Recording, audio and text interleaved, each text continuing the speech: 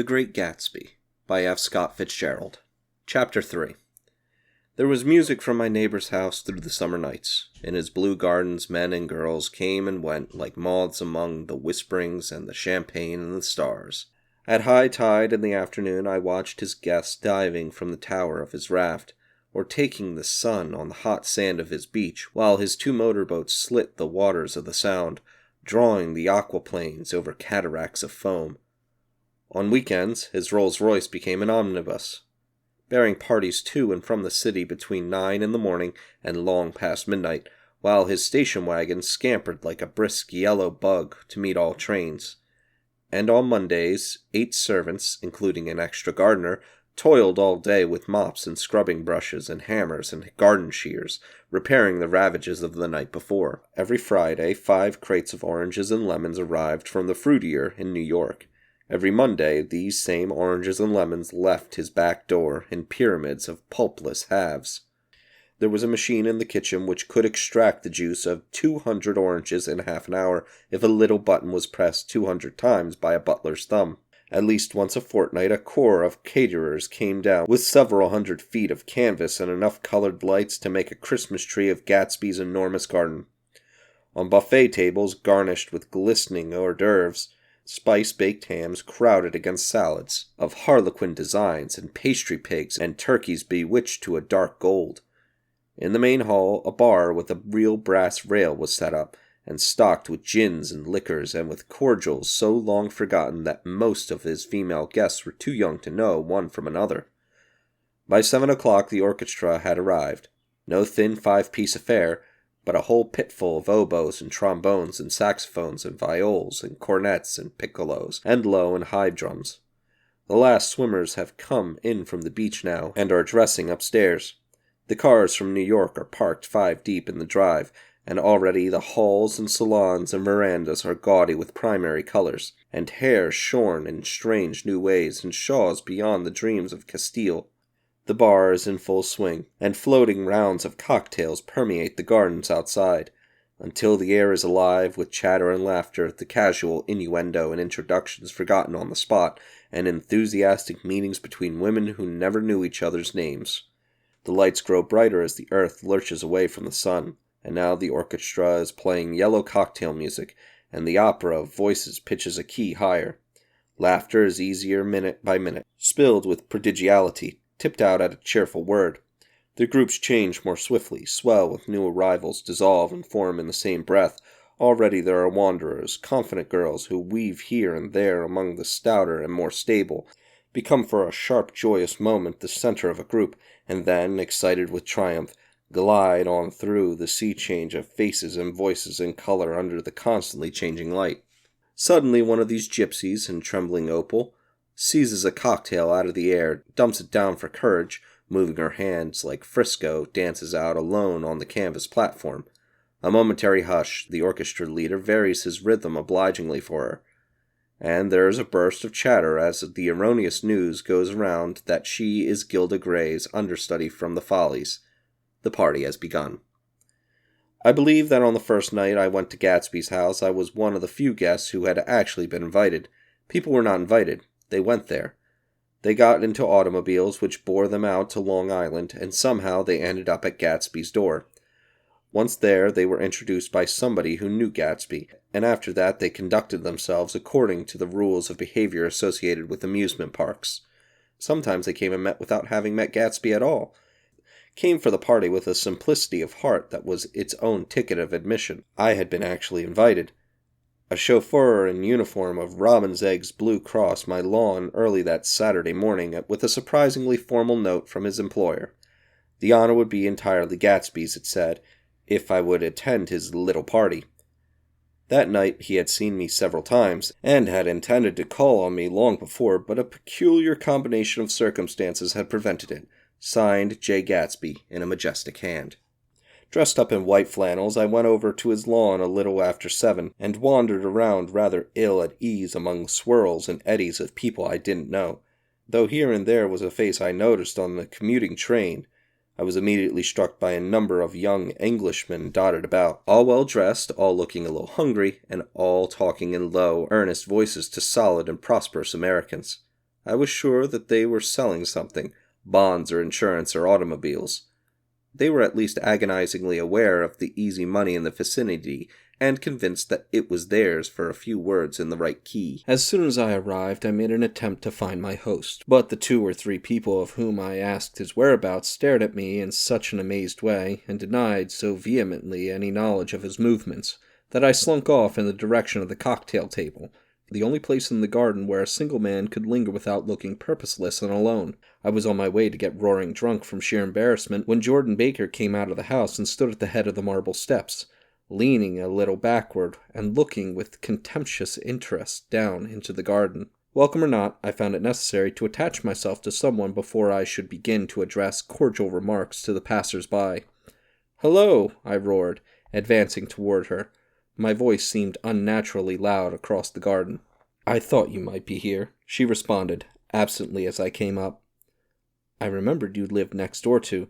She held my hand impersonally, as a promise that she'd take care of me in a minute, and gave ear to 2 girls in twin yellow dresses, who stopped at the foot of the steps.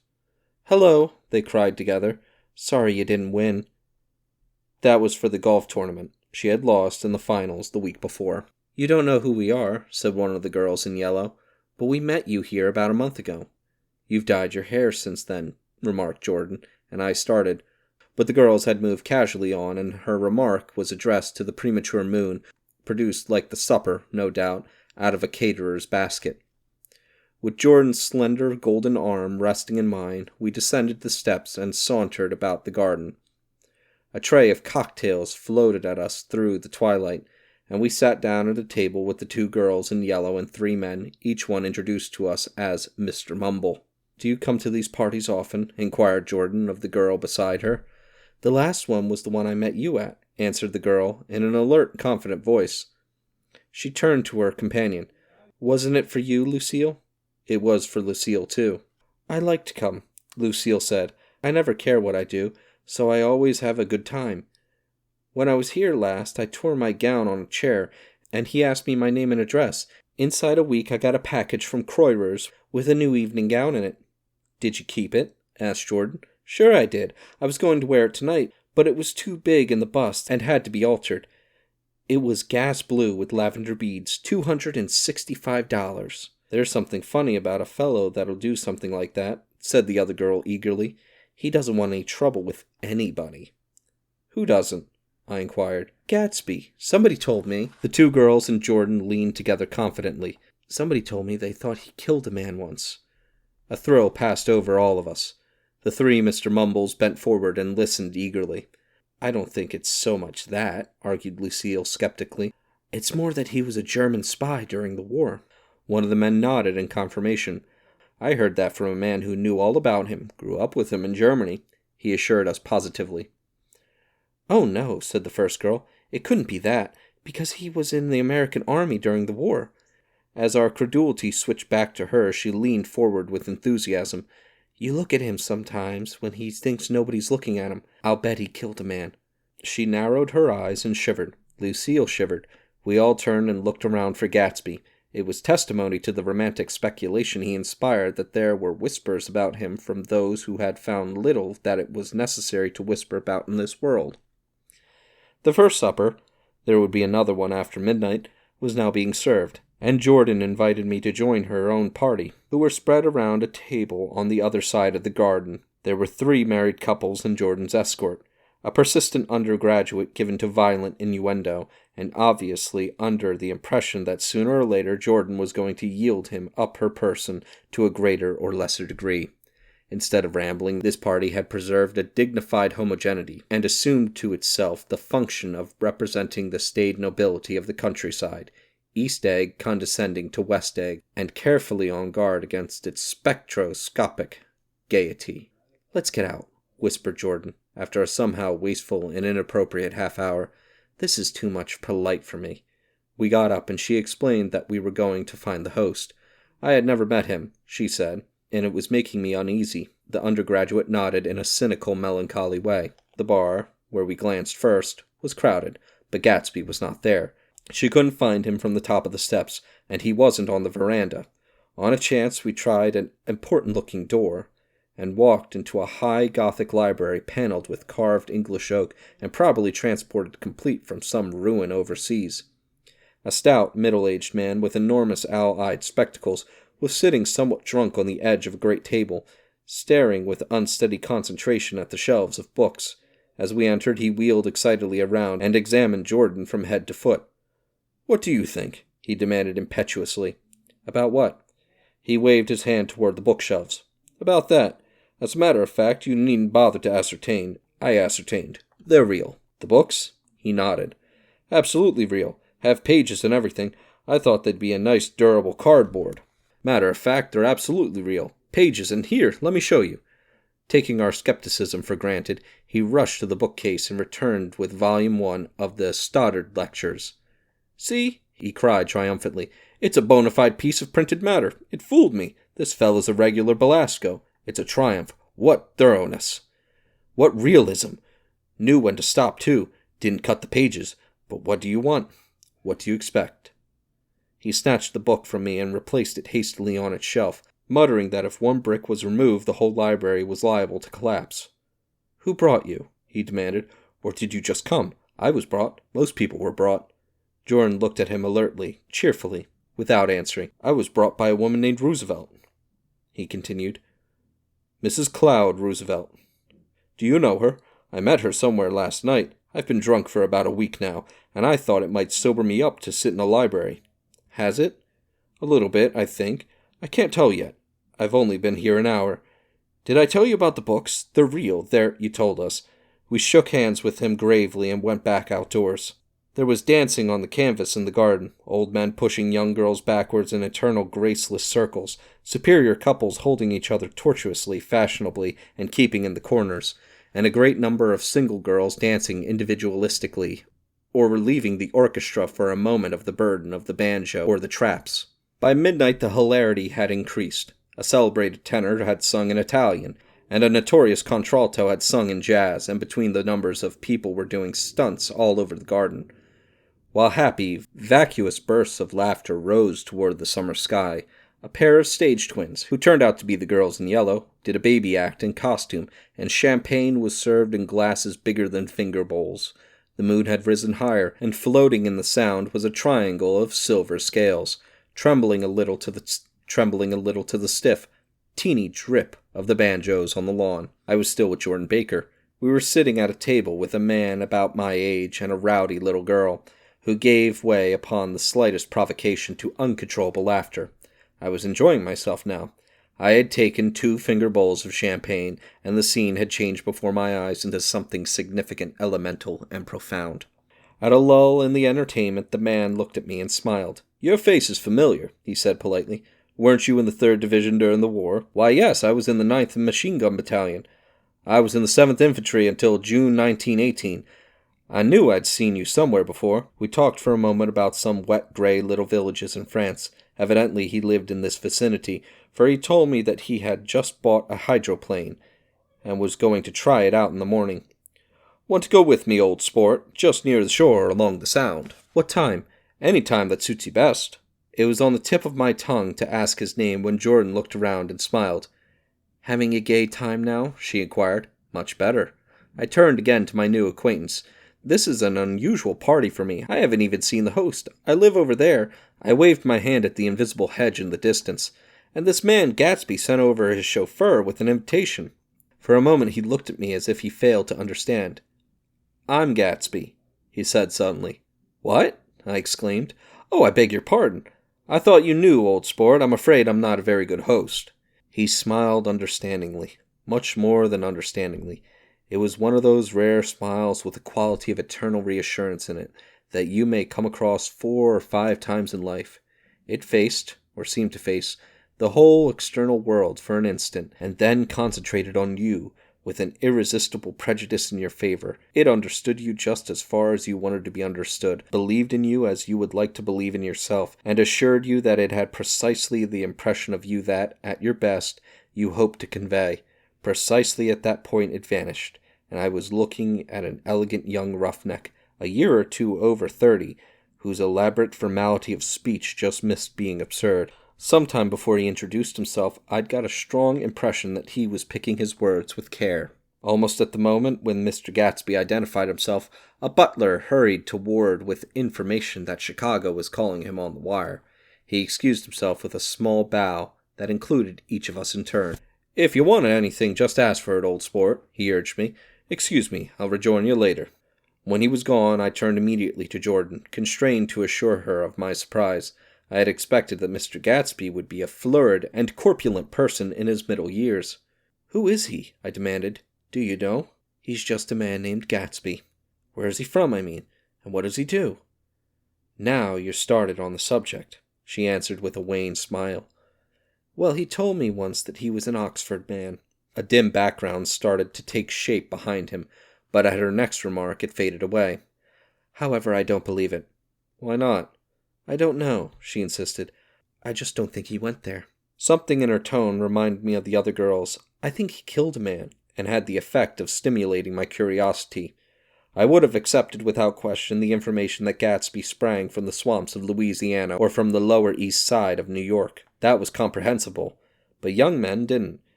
At least in my provincial inexperience I believed they didn't. Drift coolly out of nowhere and buy a palace on Long Island Sound. "Anyhow, he gives large parties," said Jordan, changing the subject with an urban distaste for the concrete. "And I like large parties. They're so intimate. At small parties there isn't any privacy." There was the boom of a bass drum, and the voice of the orchestra leader rang out suddenly above the echolalia of the garden. "Ladies and gentlemen," he cried, "at the request of Mr. Gatsby, we are going to play for you Mr. Vladimir Tostof's latest work, which attracted so much attention at Carnegie Hall last May. If you read the papers, you know there was a big sensation." He smiled with jovial condescension, and added, "Some sensation," whereupon everybody laughed. "The piece is known," he concluded lustily, "as Vladimir Tostof's Jazz History of the World." The nature of Mr. Tostof's composition eluded me, because just as it began, my eyes fell on Gatsby, standing alone on the marble steps and looking from one group to another with approving eyes. His tan skin was drawn attractively tight on his face, and his short hair looked as though it were trimmed every day. I could see nothing sinister about him. I wondered if the fact that he was not drinking helped to set him off from his guests, for it seemed to me that he grew more correct as the fraternal hilarity increased. When the Jazz History of the World was over, girls were putting their heads on men's shoulders in a puppyish, conventional way. Girls were swooning backward playfully into men's arms, even into groups knowing that someone would arrest their falls, but no one swooned backward on Gatsby, and no French bob touched Gatsby's shoulder, and no singing quartets were formed with Gatsby's head for one link. "I beg your pardon." Gatsby's butler was suddenly standing beside me. "Miss Baker?" he inquired. "I beg your pardon, but Mr. Gatsby would like to speak to you alone." "With me?" she exclaimed in surprise. "Yes, madame." She got up slowly, raising her eyebrows at me in astonishment, and followed the butler toward the house. I noticed that she wore her evening dress, all her dresses like sports clothes. There was a jauntiness about her movements, as if she had first learned to walk upon golf courses on clean, crisp mornings. I was alone, and it was almost 2. For some time confused me, and intriguing sounds had issued from a long, many-windowed room which overhung the terrace. Eluding Jordan's undergraduate, who was now engaged in an obstetrical conversation with 2 chorus girls, and who implored me to join him, I went inside. The large room was full of people. One of the girls in yellow was playing the piano, and beside her stood a tall, red-haired young lady from a famous chorus, engaged in song. She had drunk a quantity of champagne, and during the course of her song she had decided ineptly that everything was very, very sad. She was not only singing, she was weeping too. Whenever there was a pause in the song, she filled it with gasping, broken sobs, and then took up the lyric again in a quavering soprano. Tears coursed down her cheeks, not freely, however, for when they came into contact with her heavily beaded eyelashes they assumed an inky color, and pursued the rest of their way in slow black rivulets. A humorous suggestion was made that she sing the notes on her face, whereupon she threw up her hands, sank into a chair, and went off into a deep, Venus sleep. "She had a fight with a man who says he's her husband," explained a girl at my elbow. I looked around. Most of the remaining women were now having fights with men said to be their husbands. Even Jordan's party, the quartet from East Egg, were rent asunder by dissension. One of the men was talking with curious intensity to a young actress, and his wife, after attempting to laugh at the situation in a dignified and indifferent way, broke down entirely and resorted to flank attacks. At intervals she appeared suddenly at his side like an angry diamond, and hissed, "You promised!" into his ear. The reluctance to go home was not confined toward men. The hall was at present occupied by two deplorably sober men and their highly indignant wives. The wives were sympathizing with each other in slightly raised voices. "Whenever he sees I'm having a good time, he wants to go home. Never heard anything so selfish in my life. We're always the first ones to leave. So are we." "Well, we're almost the last tonight," said one of the men sheepishly. "The orchestra left an hour ago." In spite of this wives' argument that such malevolence was beyond credibility, the dispute ended in a short struggle, and both wives were lifted kicking into the night. As I waited for my hat in the hall, the door of the library opened and Jordan Baker and Gatsby came out together. He was saying some last word to her, but the eagerness in his manner tightened abruptly into formality as several people approached him to say goodbye. Jordan's party were calling impatiently to her from the porch, but she lingered for a moment to shake hands. "I've just heard the most amazing thing," she whispered. "How long were we in there?" "Why, about an hour." "It was simply amazing," she repeated abstractedly. "But I swore I wouldn't tell it, and here I am tantalizing you." She yawned gracefully in my face. "Please come and see me. Phone book under the name of Mrs. Sigourney Howard, my aunt." She was hurrying off as she talked. Her brown hand waved a jauntly salute as she melted into her party at the door. Rather ashamed that on my first appearance I had stayed so late, I joined the last of Gatsby's guests, who were clustered around him.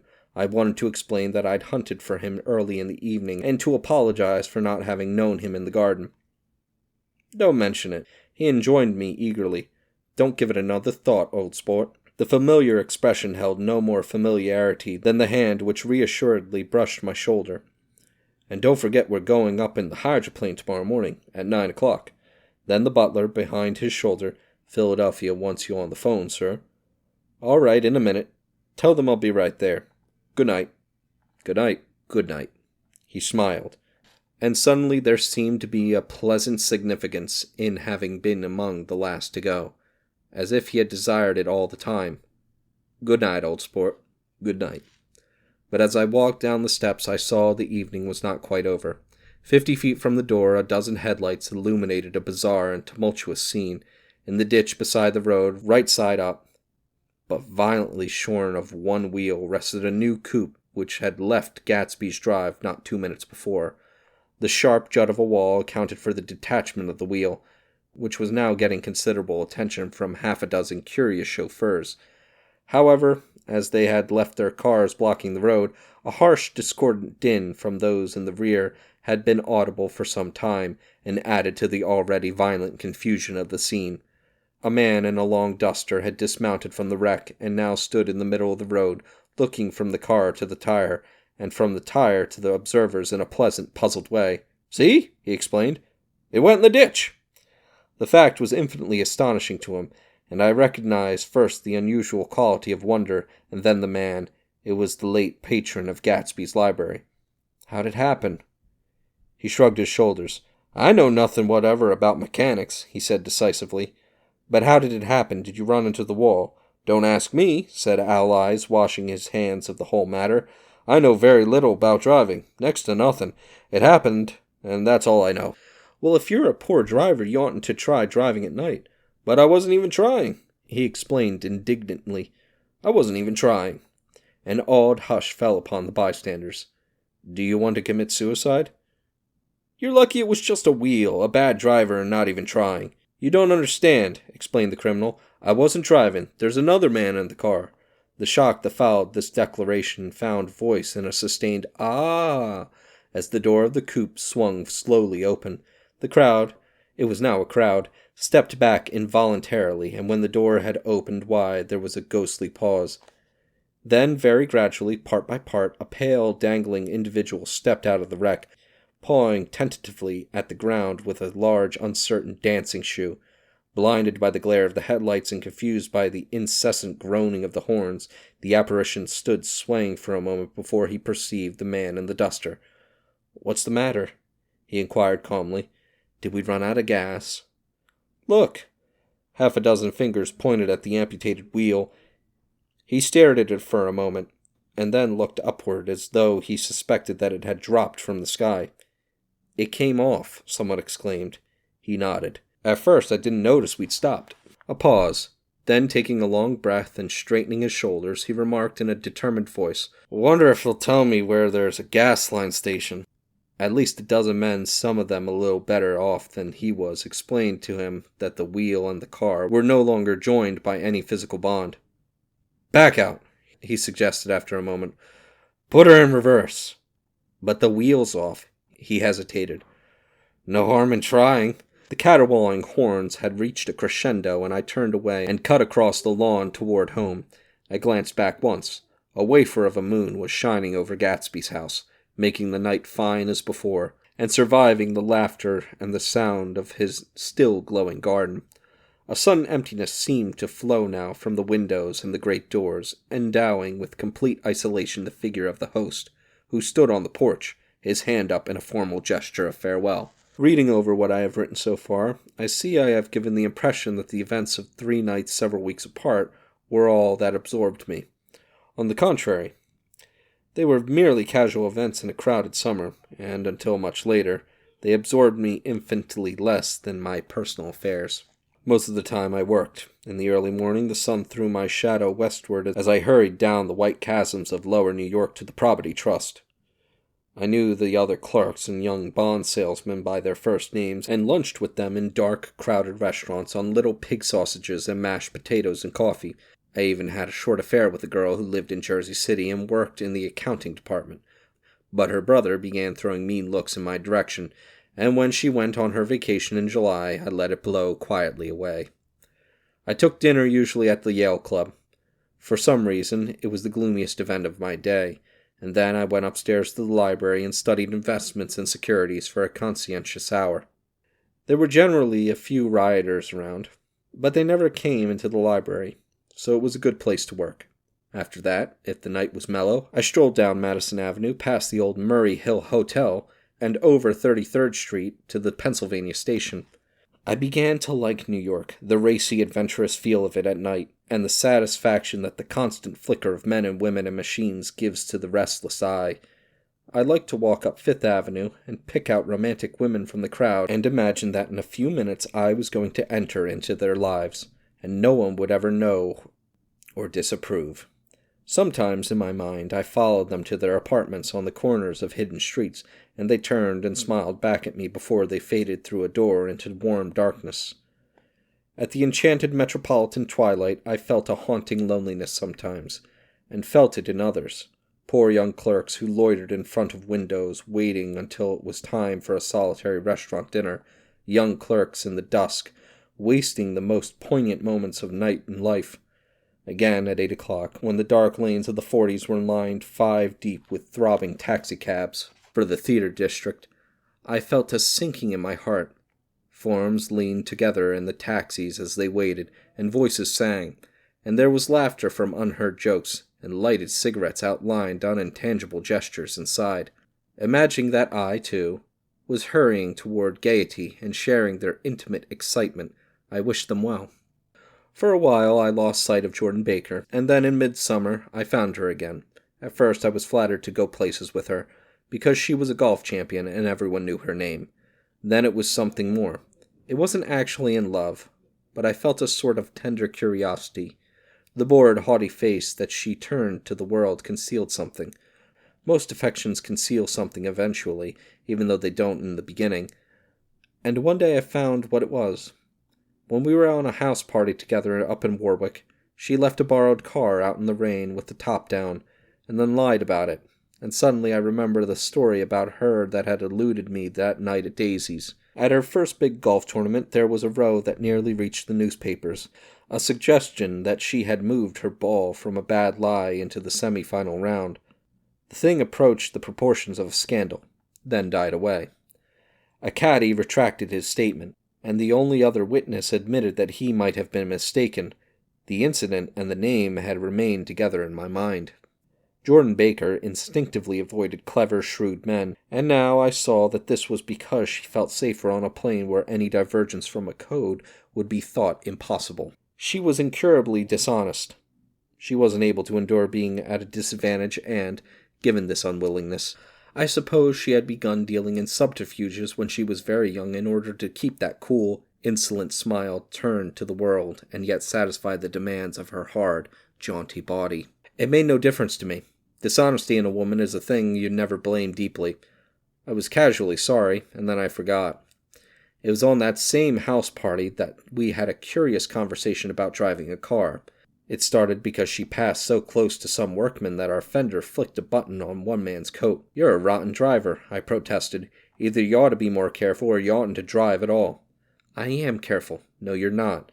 "Well, other people are," she said lightly. "What's that got to do with it?" "They'll keep out of my way," she insisted. "It takes two to make an accident." "Suppose you met somebody just as careless as yourself." "I hope I never will," she answered. "I hate careless people.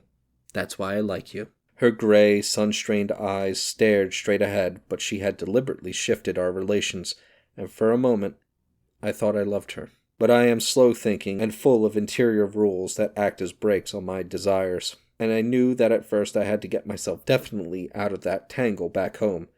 I'd been writing letters once a week and signing them, "Love, Nick," and all I could think of was how, when that certain girl played tennis, a faint mustache of perspiration appeared on her upper lip. Nevertheless, there was a vague understanding that had to be tactfully broken off before I was free.